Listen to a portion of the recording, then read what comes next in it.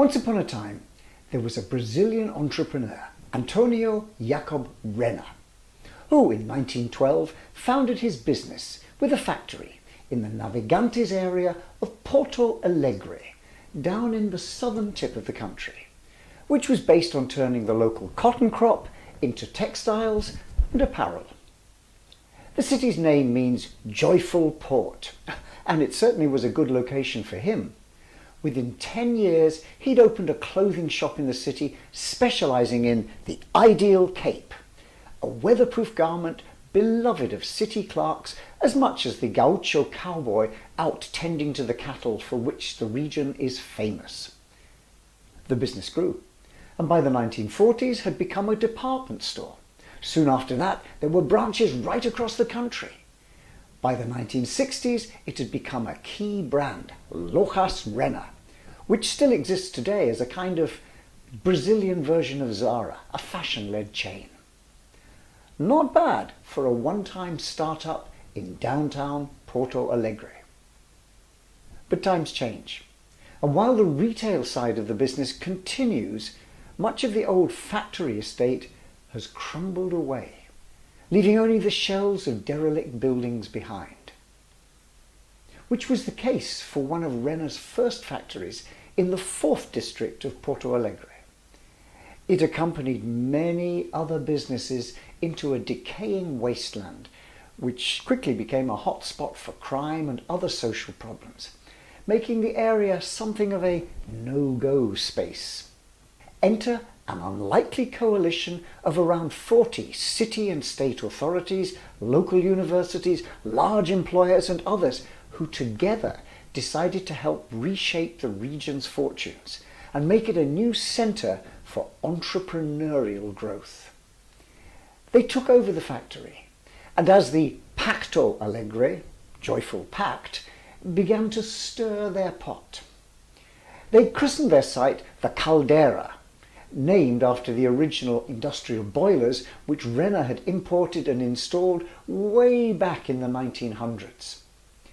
100 years later, their centre has been cooking up a particular kind of innovation magic. Their vision was, and still is, to promote connections between large firms, startups, universities, public authorities to create a transformative movement to foster the technology and innovation ecosystem. Ambitious, if nothing else. But despite a rocky start, they've managed to do so. The centre opened in 2018, just before the COVID-19 pandemic began to hit. And it's a testament to the vision and persistence of the founding team that they survived and grew. Despite restrictions on physical interaction, they managed to create the space and attract a cohort of early users, especially in the rapidly growing digital business space. Drawing on the expertise of local universities, the Caldeira became a strong focus for innovation in key emerging sectors like biotechnology, healthcare, and education technology. A key development was the arrival of support service players, legal firms, financial advisors, and of course, venture funding, which helped create a kind of vortex, pulling in different players with a common focus on innovation. An ecosystem in miniature, and the basis for the Caldeira community, which still characterizes their underlying philosophy. Today's Instituto Caldeira is a thriving innovation hub with bright, airy spaces, open plan offices, and a palpable sense of creative energy in the air. It always was a big building, but the huge space is being outgrown. The first 2 stories of the building are fully occupied, the third is being developed, and the next stage is to buy another adjacent factory. It's going to need all that space to house an increasingly eclectic mix of startups, service businesses in fields like finance and law, and a growing number of major companies for whom a presence here keeps them close to the buzz. And it gives them an environment where there's a palpable climate of innovation, one which gives them a chance to rekindle their startup mojo, get it working again to help renew their established activities. It's a physically attractive space. Lots of glass office walls so you can peer into miniature worlds filled with colourful furniture, walls and windows covered in idea sketches and pictures. Everywhere there are artifacts and messages challenging the occupants to think and act differently. The layout is one of wide avenues and high ceilings, and these streets regularly open out into small and large areas like village squares, designed to encourage people to sit together and talk. Tables and chairs invite such conversations and encourage the interchange of ideas. There are also multiple arenas of different sizes where people can gather and pitch ideas or explore shared interests. The whole place has a sense of configurability. Very little, apart from the structural walls, is fixed. It's designed for spontaneity and emergence. Creative collisions between people are inevitable and encouraged. Work together, play together, eat, drink and think together. That seems to be the underlying design mantra. But it was always designed to be much more than a physical environment within which startups could operate. The vision is about building a community. For startups, the offer includes not only space and services, but also extensive support in the form of training and help with acceleration. In particular, it provides a brokering role, linking with investors, support services, large companies, and the wider innovation ecosystem. And for established businesses, it provides a valuable innovation space, somewhere where they can exchange ideas and good practices, explore emerging market and technological trends, and experiment within a different kind of innovation culture to their mainstream operations. There's a sign inside identifying one area as Startup Village, but the feel is closer to that of a small town, sprawling in many interesting directions. Instituto Caldeira has helped over 700 startups get off the ground and currently has around 60 new ventures within its space. Alongside them are over 100 larger businesses operating variations on the Innovation Lab theme. And there are close links to universities and public agencies who've also got a presence there in the space. On any given day, there are close to 1,000 people buzzing around this busy hive. Perhaps most important for a venture which began as an attempt to help regional growth through innovation is that after the initial investment from the founding partners, the space has become self-financing, with a long waiting list of potential future tenants. Inevitably, it's had an effect on the surrounding area. From a rundown old city district, it's become a fashionable place to live and visit, with bars and restaurants sprouting where once only dry grasses would grow. In this, it's following a pattern shown by other innovation centres around the world, attracting attention from elsewhere in Brazil to try and understand the secret sauce behind this success story, which is about much more than bricks and mortar. While the old factory offers some advantages, space, price and availability, it isn't simply a case of another trendy conversion job turning old industrial halls into chic new startup spaces. Although a part of the old machinery has been preserved in one corner, which now houses the Renner Museum and a great bar and social area where tenants of the Caldeira can network and party all day and night long. Now, the real secret is in understanding the conditions within which entrepreneurial businesses can start and grow. These days, innovation spaces have become something of a fashion accessory. No large organisation can afford not to be seen without having one. And startup spaces have followed a similar trend. There's been an explosion of support to try and tap into this potential source of local economic growth. On the surface, these look like welcome developments, innovation finally moving centre stage.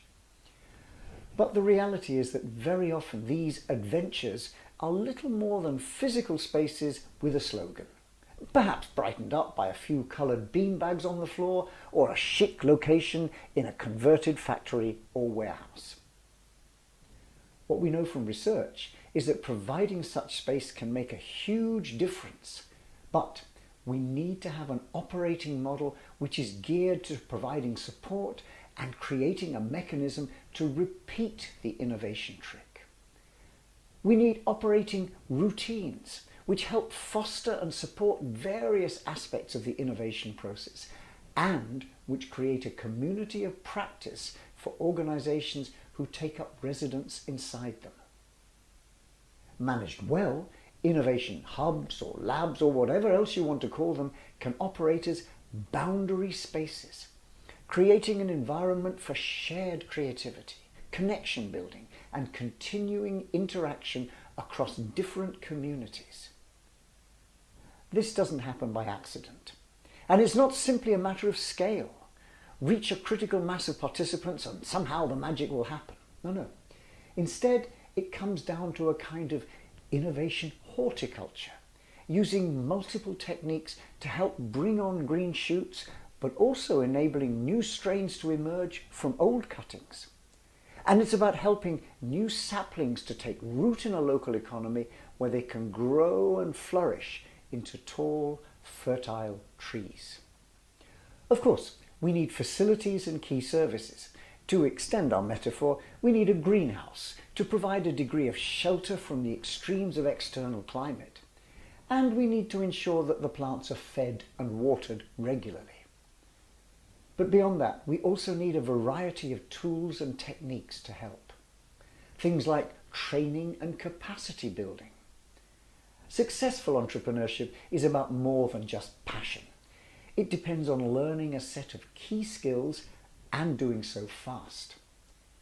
The good news is that we now know a lot about these skills, and they're increasingly available embodied in practical hands-on tools. Frameworks like the Lean Startup give us the curriculum, but new ventures still need some kind of a classroom with structured learning programs and experienced teachers. And there's huge value in sharing that learning experience, elaborating and experimenting together, challenging and exploring, critically providing moral support when the going gets tough. Effective innovation spaces, like the Instituto Caldeira, offer a range of programs to deliver this, targeting not only startups, but also established organizations looking to learn new innovation approaches and modify their internal innovation culture. They're now extending their educational activities to bring in the next generation, offering training around basic entrepreneurial skills to schools and bringing classes into the live and very different environment of the cauldron. Another thing is all about enabling connections. For startups, the problem isn't that they're small, it's that they're isolated. Studies repeatedly show the importance of networking, assembling connections to help build, test, and ultimately launch new ventures. And so a key role for innovation spaces is to help make these links. In particular, the challenge of scaling beyond the initial launch of an innovation is all about complementary assets. The what else and who else do we need to grow our venture? Finding, forming, and getting such a system to perform requires help. Help in making connections through brokering, sponsoring, endorsing, and in many other ways, integrating startups into a wider community.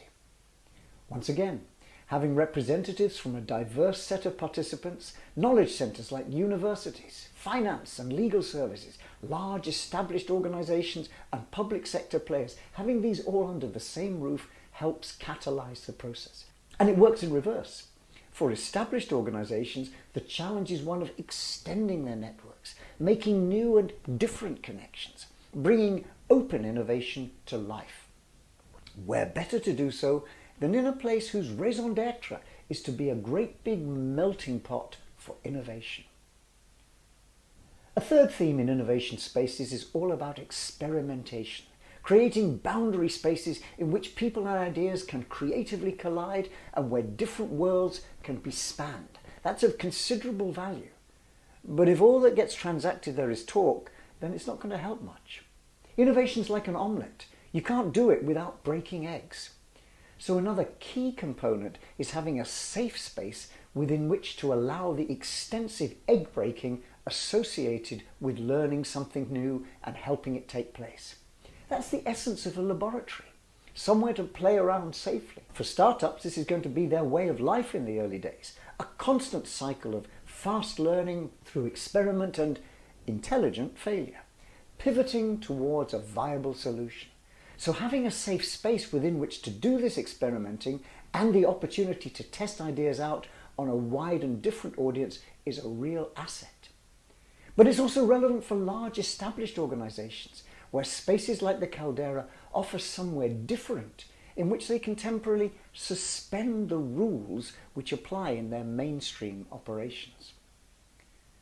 A fourth important theme is all about boundary spanning, bridging different worlds. Innovation spaces aren't a new idea. Way back in the 17th century, places like Oxford were full of coffee houses. They were sometimes called penny universities, because that was the price of admission, including coffee. But it wasn't the hot beverage which drew people, but rather the opportunity to mix and exchange ideas. A place where the normal rules of society, governed by status and economic position, could be left aside. People could meet and explore new possibilities on an equal footing. And they weren't just about talking. New ventures were explored and support for them secured, an early version of today's venture capital pitching. But what made these places work, and what continues to do so, is the chance to exchange ideas across boundaries, meeting up with people from different backgrounds and contexts. Bridging different worlds is at the heart of new knowledge breakthroughs. And it's something which can be engineered into the operation of a place like the Instituto Caldeira, deliberately bringing diverse players together, enabling creative collisions. And finally, there's something around the theme of activation energy, giving a sense of drive and purpose. It's hard for someone with a new idea to swim upstream alone, trying to launch their innovation.